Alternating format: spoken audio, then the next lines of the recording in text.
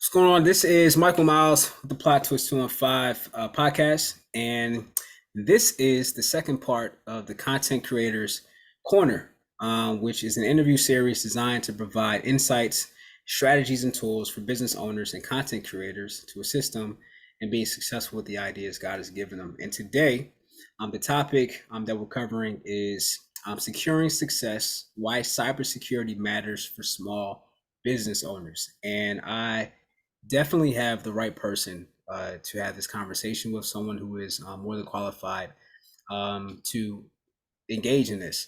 None other than Arielle Baine, who is the Chief of Cybersecurity at the Cybersecurity and Infrastructure Security Agency Region 3, also known as CISA, and is also the founder of Control All Elite, an official 501c3 nonprofit organization that exists to help Black women transition into cybersecurity, into a system once they're there. And so, Arielle Baine, how you doing today? All is well. How about yourself, Michael? Hey, listen, I can't complain. I can't complain, man. It's Sunday evening. It's beautiful Yep. weather over here, and well, it's getting darker, but it's feeling pretty good outside in Philly. We had a nice day today. So yes, no complaints on this side. And also too, let me actually say this for Region 3. I'm going to kind of flex a little bit. Just, not say flex, but I am going off the top again. I'm going to say, when I say Region 3, right? CISA has, for those listening, CISA has 10 different regions. Region 3 covers specifically Pennsylvania, Delaware, Virginia, West Virginia, DC, and Maryland. And so that's kind of that is. Did I get it? Yep, we got it. Come on now, somebody. So yeah, so that's kind of to give you an idea. That's the kind of the domain that fits within Region 3. The area is responsible for. And I'm going to say something real quick. I'm going to get your way just a little bit about how we got here. So, uh, last year I met Arielle at a tech conference, an annual tech conference that takes place in Philly called Diversitech. And so, a good friend of mine who also was at the time at the conference connected me to Arielle because she knew that she was in cybersecurity. I took a half day from work, got at the conference late that day, and she said, "Yo, you got to meet somebody that I know this in cyber." And so I got a chance to connect with Arielle there, and we've been connected ever since. Just maintain communication and conversation and relationship, and kind of been building that over the last year. And so yeah, so let me just say, with that being said, I definitely appreciate you making time today. Again, you are the prime person I would like to have this conversation with, for sure, and I count it a privilege to have you here on today. Thank you. um Thank you. Appreciate it. So I'm this wasn't the intent, but I kind of want to give people what got you into cybersecurity just in general, right? For someone like yourself, chief of cyber, with CISA. Also, I didn't mention this. So CISA is under the Department of Homeland Security, right? So this is part of the federal government. But what got you into cybersecurity, like just in general?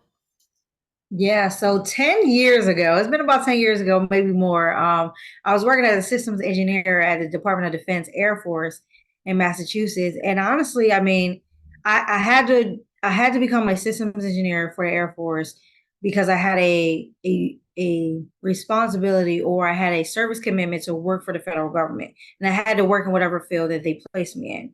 But because I didn't like what I was doing, I've always been a curious person. I think that's one of the things that is a guiding principle in cybersecurity. I would also say being a continuous learner. So just being curious, right, about what was out there because I didn't like what I was doing.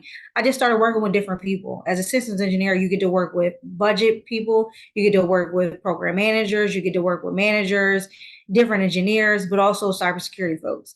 And so I just really just latched on to cybersecurity by working with the people as a systems engineer. And that was 10 years ago. And now I've been in various roles and continue to grow in the space. Okay, yo, come on now, somebody. Cash just be pivoting all over the place. She said, "Nope, pivot, pivot." Can you give people, like, what's an overview? Like, I know I mentioned a little bit about CISA, but also about Control Elite as well.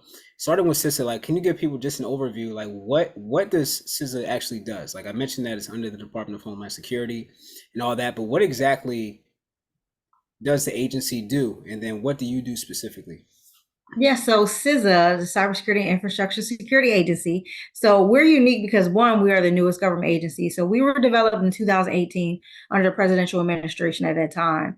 And so we have a very unique mission as well because we're voluntary in mostly everything that we do. And we help protect the critical infrastructure of this nation.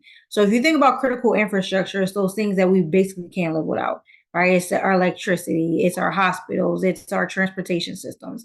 All those things are a part of critical infrastructure. So my team of field advisors, cybersecurity field advisors, and cybersecurity state coordinators, they go out and they work with these different stakeholders, and they do everything from cyber preparedness activities. So that could be different assessments to baseline them, to different tabletop exercises so that we can exercise their response plans, continuity plans, disaster recovery plans. And then also we do risk mitigation and incident response. So when the bad stuff does happen, because it eventually will, we're making sure that we're helping those folks so that they have a coordinated effort. And we work a lot of jointly with other federal government agencies such as the FBI, U.S. Secret Service, Homeland Security, and things of that nature. But we're in a very unique space. There's not a lot of federal government agencies that aren't regulatory. And there's also not a lot of folks that are going out in the field and doing the kind of work that we're doing. Cool. Good We stuff. also do, I should also mention, honorable mention, we also do physical security as well. So it's not just cybersecurity. While we're known for a lot of the cybersecurity efforts because it's a hot topic right now, we also go out and assess cameras, your fences, lights, guards, and things like that. Cool. When you mentioned, you kind of mentioned, I mean, critical infrastructure, which is very core to the work of CISA.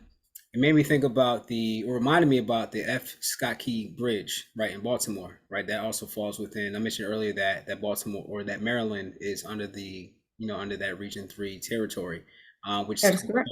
right, that falls underneath you guys' Yep. kind of purview. So even kind of respond, because bridges are part of critical infrastructure. That is Um, correct. And even from a cyber, standpoint, some bridges actually have connectivity to the internet, right? They have sensors to where they monitor for structural issues or for preventative maintenance. So think about it like that as well. Okay, cool, awesome. That's cool because you typically don't think about a bridge being cyber. I mean, but honestly, I think that goes to show how many things are like connected to networks nowadays. Like even stuff like, or they have some type of cyber component to it, that you typically don't think that it does, but it does. Mhm. So now in terms of, let's talk about like your baby. If I could describe it as that, right? Control Alt Elite. So what exactly, right? I mentioned earlier that you're the founder of Control Alt Elite. Like what inspired, a couple of different questions around it. Like, so what inspired you to start it? Like what's kind of like your purpose behind it, and like what do you hope to accomplish with the organization? Yeah, so that definitely is my baby. I'm very proud of Control All Elite and just where we are. So back in January 2023, it was like I couldn't get away from it. It was this idea in my head, and like every time I'm like, I'm not ready for it, it just naturally just was like, you got to do it. Like I just feel so uncomfortable not moving forward with this nonprofit idea. And kind of what my motivation was is I was in this space by myself for a long time. I didn't have, good mentors. There was a lot of misinformation out there. When you go on TikTok, people show you the glamour stuff about cybersecurity, but it's not always glamorous. Because there's not a lot of representation in this space, I dealt a lot with imposter syndrome, feeling like I wasn't worthy in this space. Yeah. I probably did way too many trainings. I probably worked way harder than I had to. Yeah. And so I didn't want anyone's journey to be like mine. Right. And so now I'm providing people with the resources and the different tools so that they can streamline, right, and are more effective and more efficient in their pathways to get into cyber. But also because, I mean, it's a great field to be in. It's a challenge. It's always changing. And I always feel like I have a job. And so I think job security is also very important for folks. And I want them to know that you can be successful, like it's in arm's reach. And I think before I created this platform, there were a lot of women, Black women in particular, who didn't think they could be successful in this space. Mm-hmm. I think this was up because like, especially it's cool when you start something that is like that's kind of birthed out of an experience that the people that you aim to serve, like they also will, potentially experience. Like you're a Black woman, geared to kind of help Black women transition into it, and kind of, especially knowing the different things different challenges that are unique to that coming into cybersecurity. So you're able to even be in a position to better serve folks and help them with that transition and kind of be like that mentoring, like serving as a mentoring role, and kind of, and also just helping people, giving them the skill sets and kind of the keys, so to speak, to help people get in. I know people talk a lot about with regard to cyber and just tech in general in terms of gatekeeping and things like that, where people Oh yeah. necessarily not trying to help certain folks get into the industry. And so it's cool to kind of have a control or elite or different organizations like that are geared to kind of help break down that whole thing, right, and help people actually assist instead of kind of keeping them out. So I think that's Yeah, definitely and I want to add too, a lot of people always ask me, is it just exclusive for Black women? And mm, no. So, allies are welcome as well. But I created this platform specifically for Black women. So there are a lot of things and a lot of products that I have and services that are catered to Black women. But, we welcome all. I think allies are very important, one, because a lot of them are already in this space. So it helps us to be more comfortable, and we need those allies to on our behalf. awesome, awesome, awesome. Come on now, allies, aka folks that ain't Black women. Come on now, click in. Um, so right, let's kind of we're gonna jump. Thank you so much. We got we're gonna return back to Control Elite as well. Like as we kind of progress, but getting to kind of the thick of today's topic, right? So securing success, right? Why cybersecurity matters, right, for small business owners. And so with that being said, like we're gonna start just with some of the basics. So, you mentioned earlier that, cybersecurity and, that's kind of become like one of those things that's just become a hot button topic, especially within the last couple of years. I know that even at the college that I work at, there's a lot of people who've just kind of been interested in majoring in cybersecurity and just kind of just seen a huge interest growing in the field. So, but if we can take a step back, like what exactly do we mean by cybersecurity? Like what exactly is it? If you were to kind of describe what that actually is, or information security, or whatever case would be, like how would you describe that? What would you say that is? Yep. So I'll break it down, and I like to use analogies. So if I can use the most simple analogy of what cybersecurity is, it's almost like protecting your home, right? But instead, you're protecting your computer and the networks and the systems that you use, to connect to the internet or just the technologies. And so when you're protecting the home, what are things that you do? You add adequate lighting, you put locks on your house, and you're protecting certain things, right? The pillars of cybersecurity, particularly, are confidentiality, integrity, and availability. So we want to make sure that information, right, doesn't get in the hands of the wrong people. We also are looking at integrity. We want to make sure that things aren't going to get deleted or modified that we need. Mhm. And we also want to make sure we have availability. This is becoming more important now that we have operational technologies, right? Because if you go to the hospital, you want to make sure your systems work. So Mhm. availability is just as important. And we're also seeing cybersecurity morph into also sometimes you'll see new additional pillars being added. And those are privacy, because privacy is very closely mapped to cybersecurity. Mhm. But it's the human aspects. We want to make sure our personal data is not out there, our healthcare data, our PII and things like that, Right. or our personally identifiable information. But also safety. As we talked about our bridges, we talk about our aviation systems, our commercial airplanes, and things like that. Now that they're all connected to the internet, we want to make sure that safety is also a component of cybersecurity. So hopefully that answers your question. No, no, it definitely does. Especially with you explaining the whole confidentiality, integrity, availability, or the CIA triad. Sometimes it's referred Yep. to as, and some of those other additional pillars, as well. Like, what? So with that being said, right, with that foundation being there, like for someone listening, and maybe they're not, like they may be listening and think that, especially with like the different news lines and stuff like that, or headlines, that it may see different, like larger companies in the news, right, for different data breaches, like a T-Mobile, or or like a Tesla. Not saying Tesla was hacked. To my knowledge, I'm not sure if any new, or like any news around them, but just in terms of just naming just larger companies like a Tesla, or Google, or name your large corporation.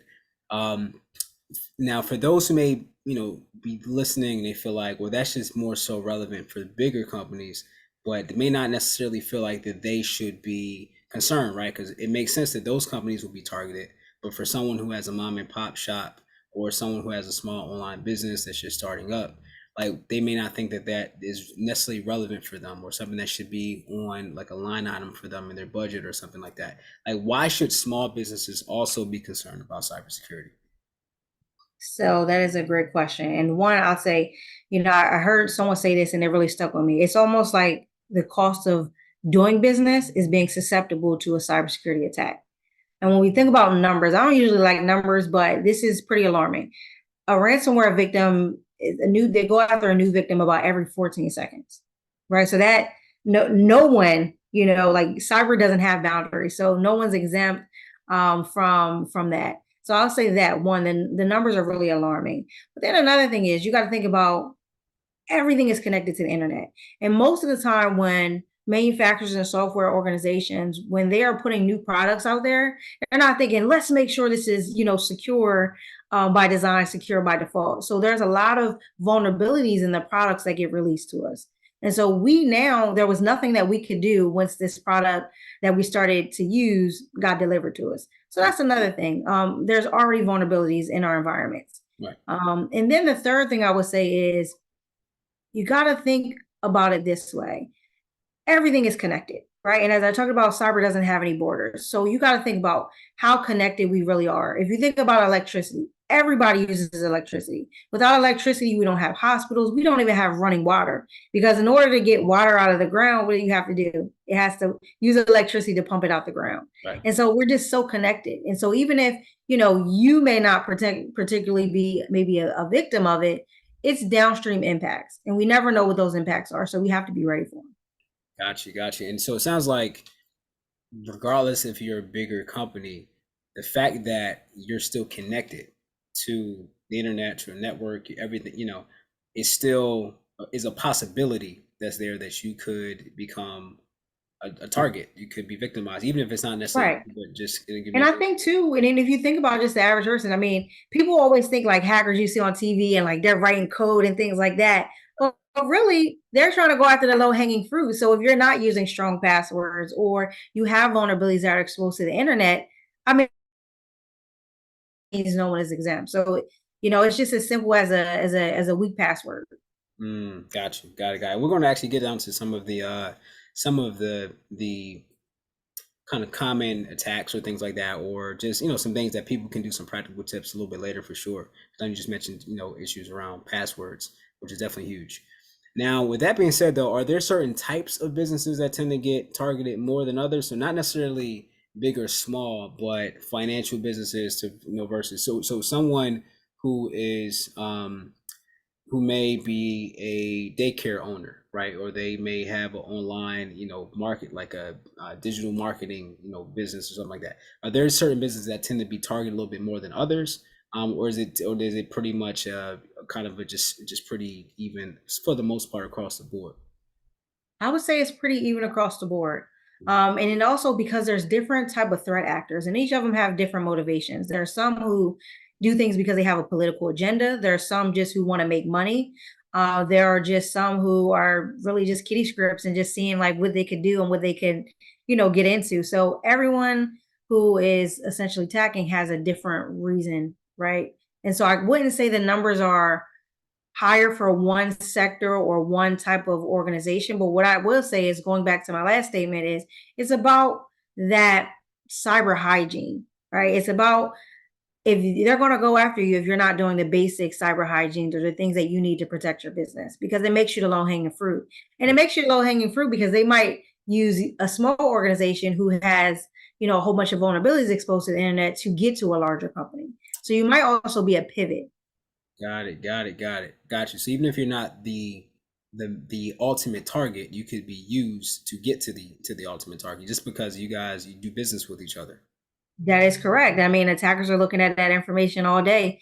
There's a technique, we can probably get into a later, but called doxing. That's just where they're going on Google and finding out who works at an organization. And then they might, see that you're on vacation, or they might, you might release some stuff on your social media, and now you become a target. Got you. Okay. Now, you know what? I'm glad you brought that up, because I think between you just mentioning doxing, and then also earlier you mentioned ransomware, which has definitely gotten a lot of attention. Kind of has been popping up in the news, with even the Colonial Pipeline situation that happened some years ago. Like, no, there've been things after that, but that got a lot of attention.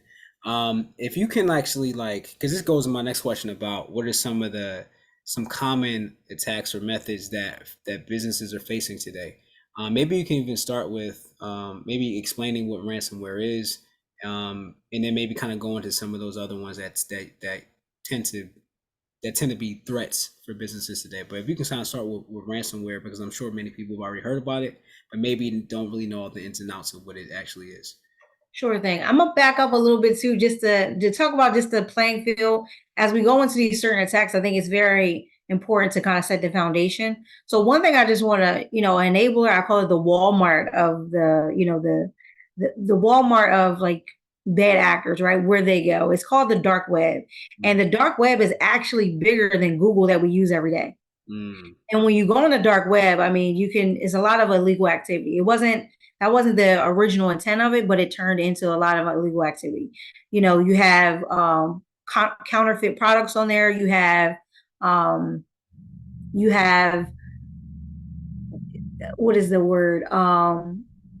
You can plot and do different things on there to, buy drugs. You can buy driver's license numbers. You can buy passports on there, and it's really cheap. And so when you become a part of these data breaches, right, your internet is going on a dark web where people can now buy your information. And so to set the landscape, why it's so easy to become a victim of attack is once you're breached, people have to only pay $5, $10 in order to get your driver's license number or to get Wow. your credit card or debit card number. Wow. Mm. Right. And so that's how cheap it can be. And so that's kind of like what enabler is. And so one of the things, and this is as we talk about ransomware, you wanted me to talk about that, is people can go on the dark web and actually purchase, code such as malware code, ransomware code, and now send it out to a target victim.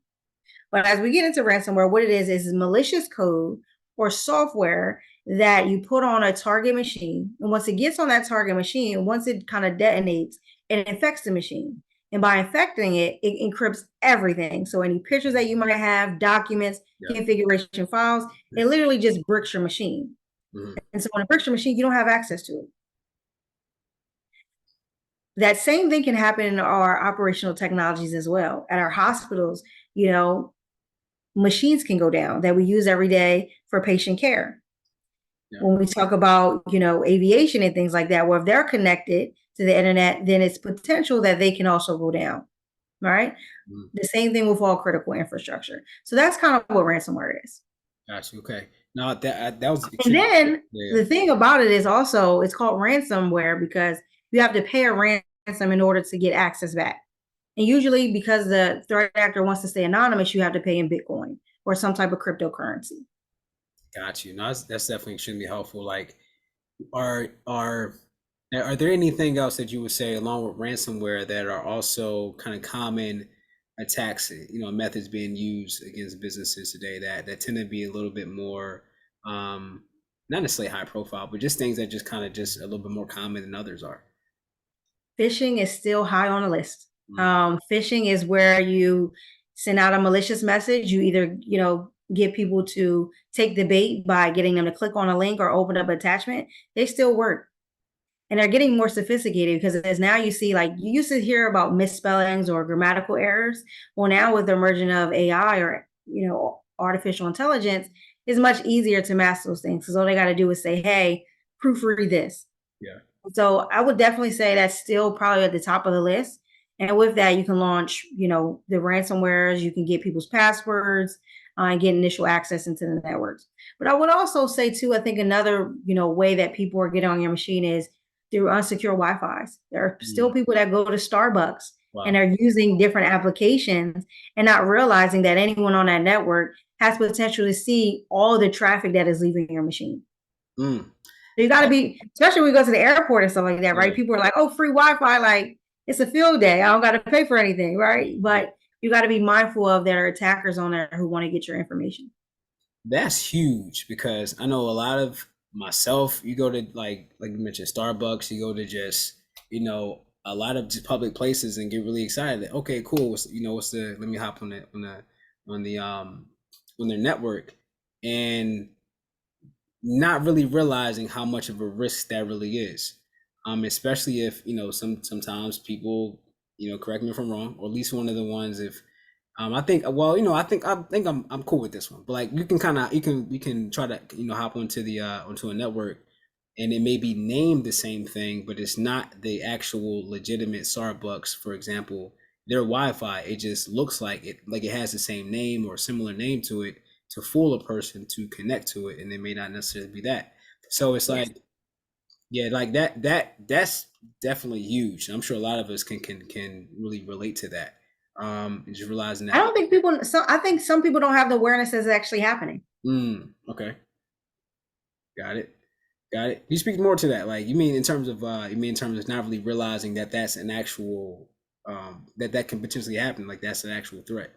Yeah, I don't think Mm. people know that they have to use VPNs or virtual private networks for their jobs. Yeah. But I don't think they actually know the reason why, behind it. It's because that, threat actors could potentially have access and intercepted traffic and now know, the crown jewels of an organization. Gotcha. And by traffic, you're talking about when you're connected to the network, they can actually see the information that you're sending out. That leaves your network that goes to the internet. Yep. Got you. Got it. Got it. Got it. And with that being said, like, what are some things that you found that business owners and company staff like they tend to overlook when they're thinking, when they're creating like a security program for themselves? Like, what are some things that you think tend to go under the radar that are really, really important, but people aren't necessarily thinking about? And maybe you already kind of maybe alluded to some of those things up until this point, but or anything else you can add to the list, or maybe just something completely new. Yeah, so I mean, we talked about having strong passwords. I think that is very important, but also I would take it a step further where you have software applications that can use multi-factor authentication. I think that's very important. That's making sure you have a second factor to log into things. So, now we see it a lot emerging from like you getting a code on your mobile device, or we might see you having to use an authenticator device. So those are kind of methods for two-factor authentication. We also talking about having VPNs. I think that's very important as well. Some other things I would say is, we all hate to get the restart your machine, right? Message where you got to do the mandatory updates. But it's very important because a lot of times people think that you have to restart your machine to get new features. But really, there's a lot of different security updates that Apple or Microsoft have that they want us to now, refresh our machines with. And so sometimes people don't realize a lot of those are vulnerabilities that attackers can use by just literally going on the internet and using tools such as Shodan tools, where now you can see what vulnerabilities an organization has. So patching, I think, is very important. Yes, it's pretty annoying, but I think it's very important. Another is I think people don't think about this, but changing your default router settings, your home router settings or your business router, changing the default passwords because an attacker again can use those same tools that I just mentioned, and they can find out what your password is if it's still the default password, and now they have access to your home router, and now they have access to literally every single thing that is on your network. Yeah. So those are some things. Yeah. And one other thing I think is very important for organizations to do is have an incident response plan. And I don't care how small the organization is. And the reason why is because as I talk about these numbers of new victims every 14 seconds, right? Yeah. You know that eventually you are going to be susceptible to attack and it could be successful. So you want to make sure you're prepared. And a couple of things that you can have in that incident response plan is knowing who to call. You want to also know about different state and local laws that might mandate you to report a breach. You also want to make sure that you have backups in that plan, right? And so backups are make sure you're using either like a OneDrive or making sure you're using like a Google Drive, Google, I can't remember what Google's is called. But using losing like data cloud storage. Another one is Dropbox, Yeah. box.com. You want to make sure that you have your crown jewels, patient information, client information stored somewhere, because if you become a victim of ransomware or something, God forbid, you can't do business. And there's also a statistic out there that says that this was a long time ago, but I think it's still relevant that organizations that have experienced a breach within 1 year of opening their doors will fail. And that was over half of organizations will fail because of a cyber attack within their first year. So that's pretty scary. Yeah, no, it definitely is. And that was Yeah, that especially that last stat, like that goes hand in hand with even the question earlier about why small business, really anyone should be concerned about that, along with being connected to networks. It could really cripple you for it. You may not be able to recover. Agreed. I'm going forward. Um, and what you actually kind of, I'm glad you mentioned the incident response. That was going to be a question I wanted to ask because I think it'd be helpful because we can talk about all these different things to be proactive. Like you mentioned, you know, probably in a past conversation we've had, like how, and it's just a big accepted thing. You can't stop 100% of, it's not no magic tool, no magic tech, no magic firewall that's going to completely leave you 100% protected from every single attack that's out there. So you start talking about some things that, in the event that if something does happen, kind of talking about like an incident response plan, which is I think more so we're getting at, right? So if something does happen, some things that you can actually do to to respond to in a way to get back online and kind of keep the business going. And we're going to maybe return back to that a little bit later if you Yeah. have anything more to that. And I think one thing I can offer up too is you got to think about it. What does it really mean to be resilient? Right? It means that you have the ability to bounce back.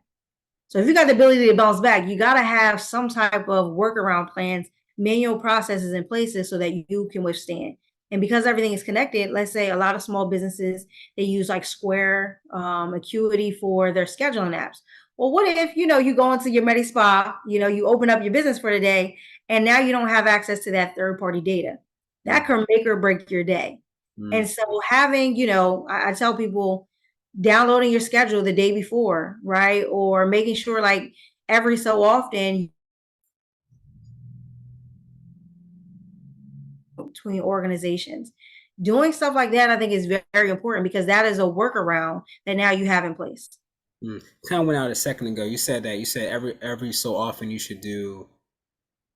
Every so often you should back up the critical files. So Mm, whether it's that is your client records, your customer records, your contracts that you have, but those key things, you might want to store them either offline or in cloud storage, or you might even want to store it in multiple locations. mm, I even tell people be old school, print stuff out because when that bad day happens, you want to be able to withstand it.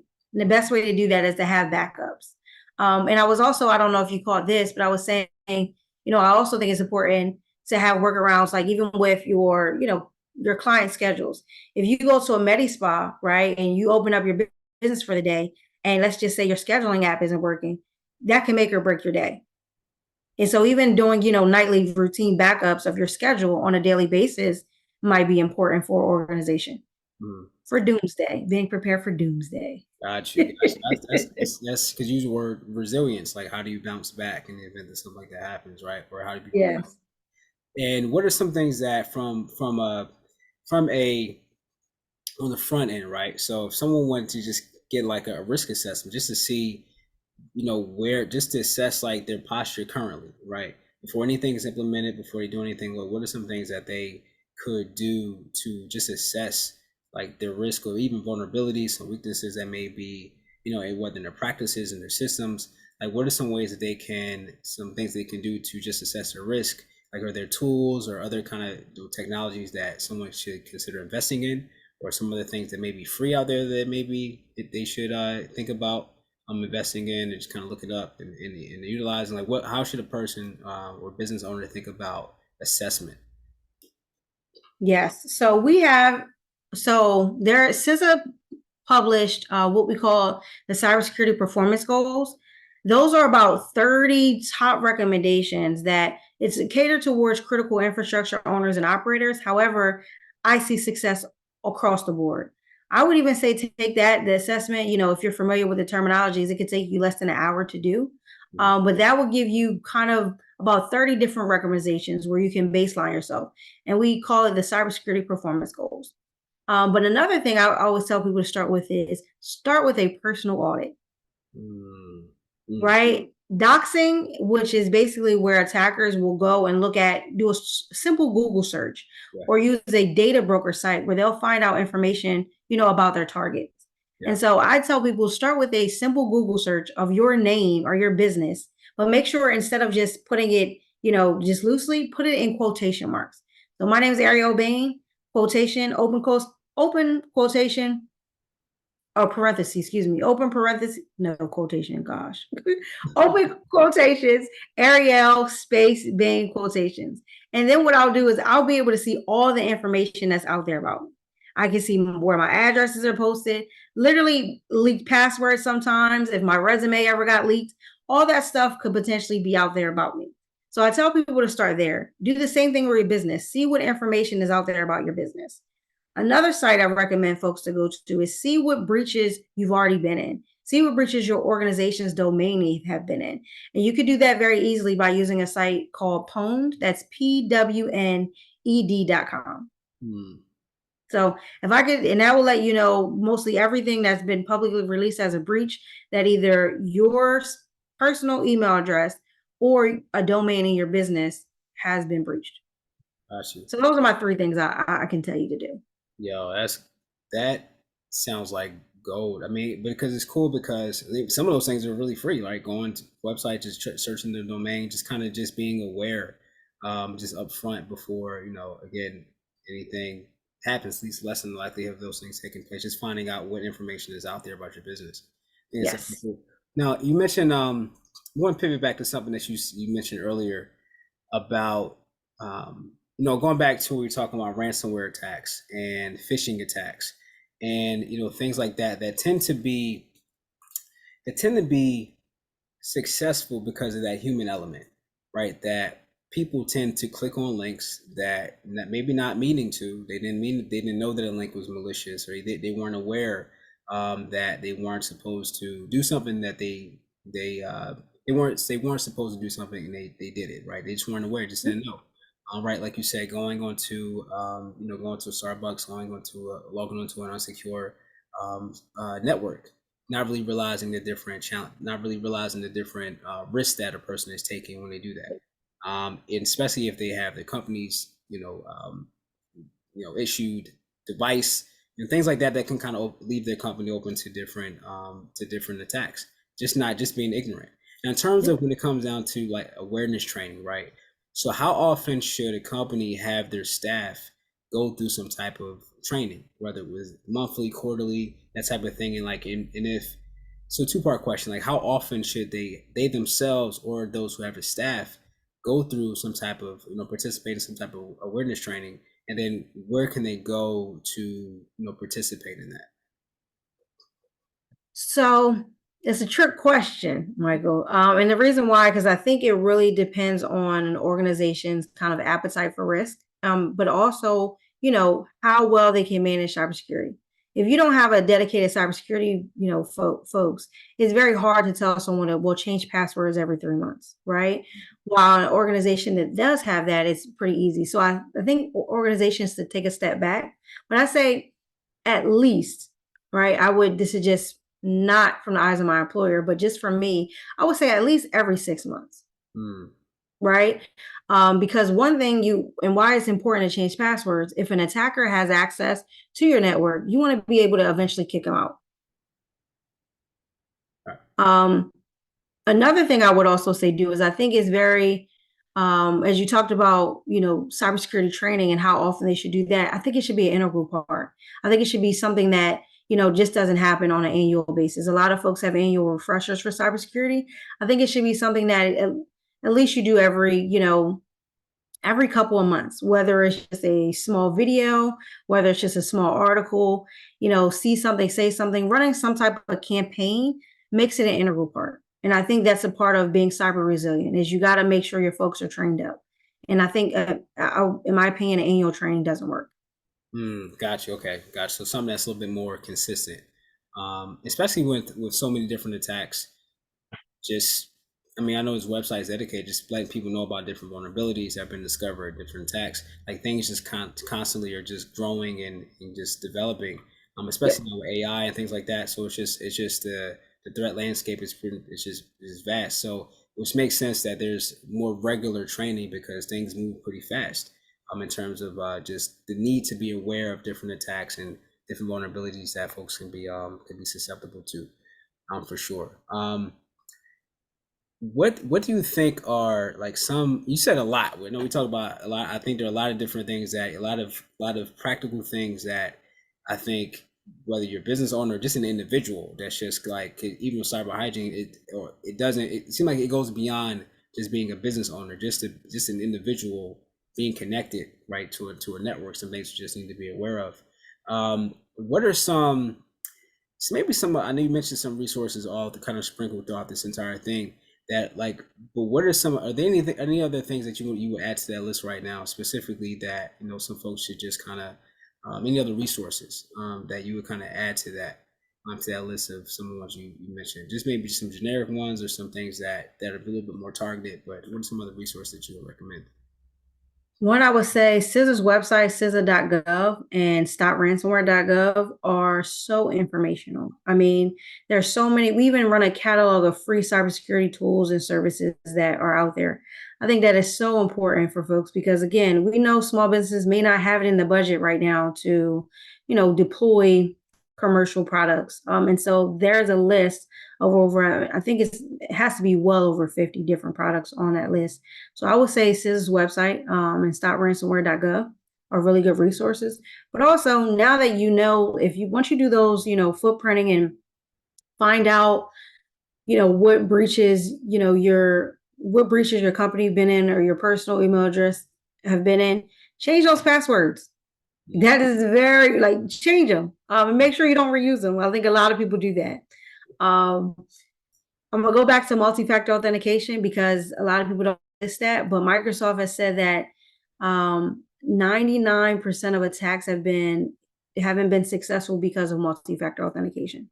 Not saying this is a perfect solution, right? And that stat may have been updated in recent years, but it just shows that multi-factor authentication works.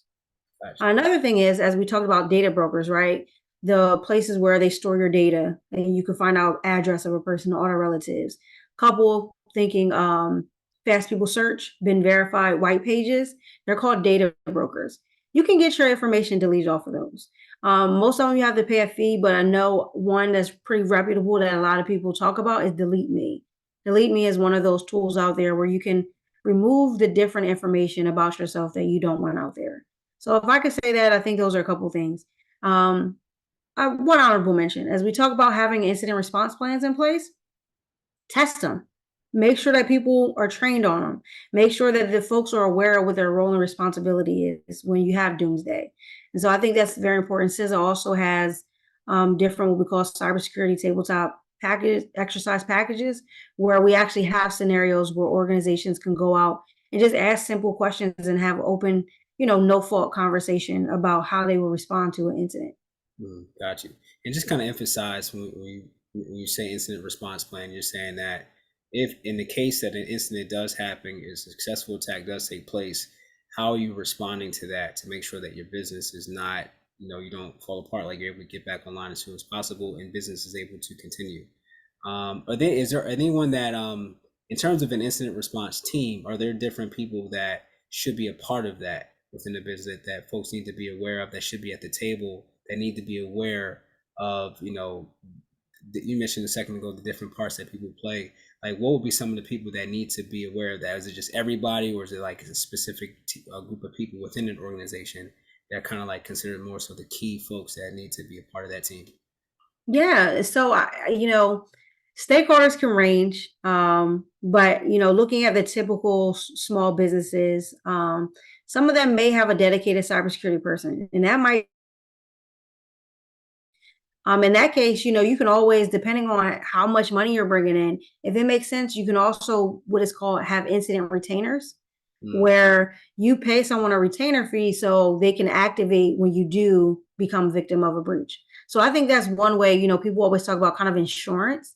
You can also get cyber insurance, but those are two ways an organization can ensure that they have the resources when they don't have a dedicated person or may only have one. But in a typical business, I mean, I think everyone in the organization is responsible. Even HR, you got to think, if it's an insider threat where a person within an organization does something wrong, you want to make sure HR, can terminate their contract. You want to make sure that the network folks can hurry up and take their account offline. So I think it's a responsibility of everyone. And again, I can't prescribe every organization to the same thing, Yeah. but you have to think about what role each person might play. And that's a good, starting point. Mm. Because everyone has a role. It's just how deep in detail do you want to go? Yeah, yeah. Awesome. Yeah, that yeah. I'm not even a small business owner necessarily. That's not true. I think I do have a business. But I think all this stuff is so relevant and so like crucial and so critical. Now, if people wanted to, now I'm going to pivot real quick and talk about Control Elite. Like, if people wanted to connect with you, follow you, get connected to you, someone's listening to this, like, yo, listen, I want to connect with Arielle, learn a little bit more about the organization. Like, what, or even do you even have things coming up, even different events or different projects that are coming up that people can, be a part of and want to, kind of want to follow you, get connected? Like, how would they do that? Yeah, so I do have a webinar series coming up where we're going to, do some tech insight webinars going into the dark web and things like that. But in the meantime, I would tell people, you can always find me on Instagram, TikTok, the Control All Elite underscore cybersec handle.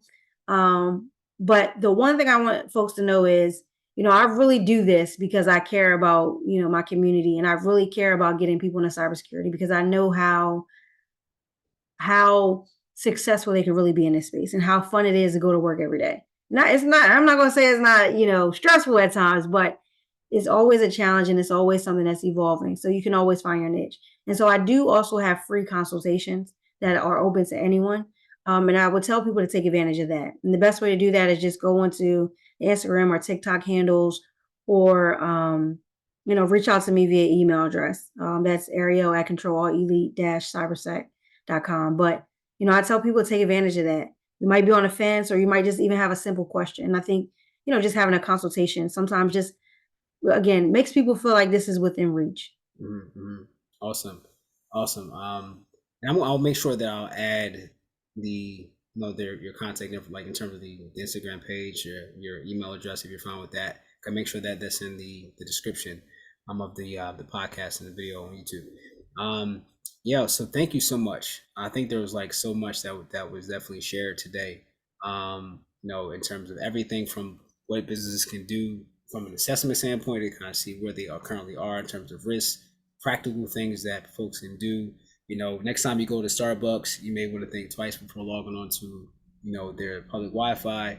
Things like that. I mean, just it sounds like there's just a lot of practical things that they're free that you don't necessarily have to, invest into like the latest tech, but just in terms of just being wise about how we maneuver with our devices and connected, how we connect to, how we just interact in terms of with, just our just practices, like how we actually kind of um, in light of the fact that we're connected to internet and just in light of the different threats that are out there. So it just sounds like there's Sure. a ton of different practical things that we can do that you brought out. And so, yeah, so with that being said, anything else you want to share, I guess, in closing? No, thank you for having me. I really hope that, people take action after this. I love doing this stuff. I really can't say it enough. I love doing this stuff, and I want to introduce people to cybersecurity because I think it will not only just, as a career, but we all will be impacted by cybersecurity attacks one day. And I just want to make sure we're all ready for just that day. Cool. Awesome. I definitely appreciate you and all the work you're doing with SZA and like Control Elite. Please, y'all, make sure you reach out to Arielle, connect with that the webinar series when it's up. Take advantage of the free consultations for those who are interested in that. And yeah, with that being said, we're going to close out. So this is Michael Miles with the Plateau 215, Arielle Baine. The Arielle Baine. I've compared her to Michelle Obama and some other folks in terms of where she's at in GovTech. I'm just saying, but yeah, don't sleep on it, y'all. Let's make sure we all protecting ourselves out here in the cyber streets. All right, with that being said, we out.